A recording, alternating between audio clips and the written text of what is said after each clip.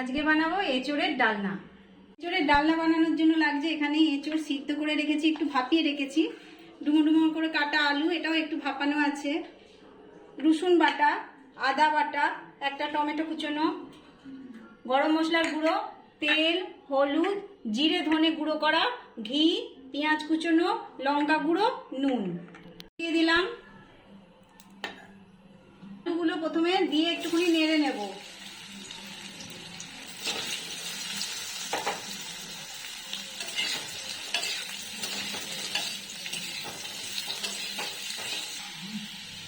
আলুগুলো ভাজা হয়ে গেছে, সুন্দর লাল লাল করে ভাজা হয়ে গেছে। এবার আলুগুলো আমি তুলে নেব।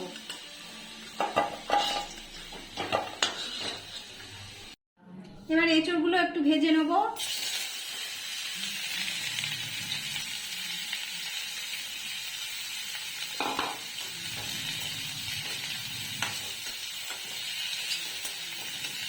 ভাজা হয়ে গেছে, আমি তুলে নেবো এঁচোড়গুলো।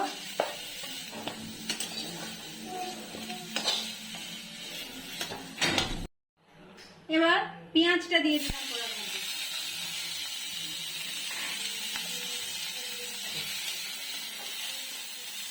পেঁয়াজটা লাল করে ভাজা হয়ে গেছে। এবার রসুন বাটাটা দিয়ে দেবো। অল্প নুন দিয়েছিলাম, এখন অল্প একটু নুন দিয়ে দেবো। এবার টমেটোটা কুচনোটা দিয়ে দেবো, আদা কুচনোটা দিয়ে দেবো।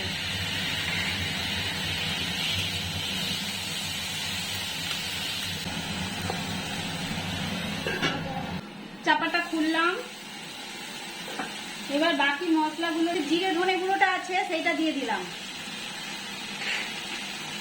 হলুদ গুঁড়ো,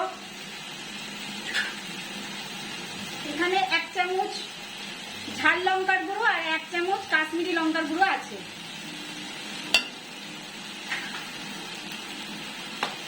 এবার এটা ভালো করে কষাতে হবে। মশলা কষাতে কষাতে আমি এইগুলো দিয়ে দিলাম। এগুলো দিয়ে আমি আরেকটু ভালো করে কষিয়ে নেবো।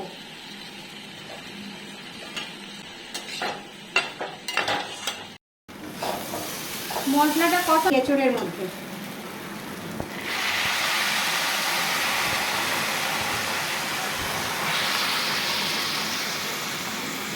এক চামচ ঘি দিয়ে দেবো,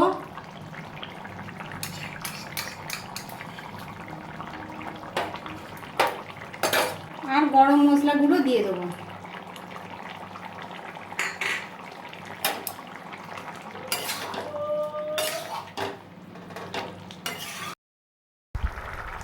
আমাদের এঁচোড়ের ডালনা রেডি হয়ে গেল।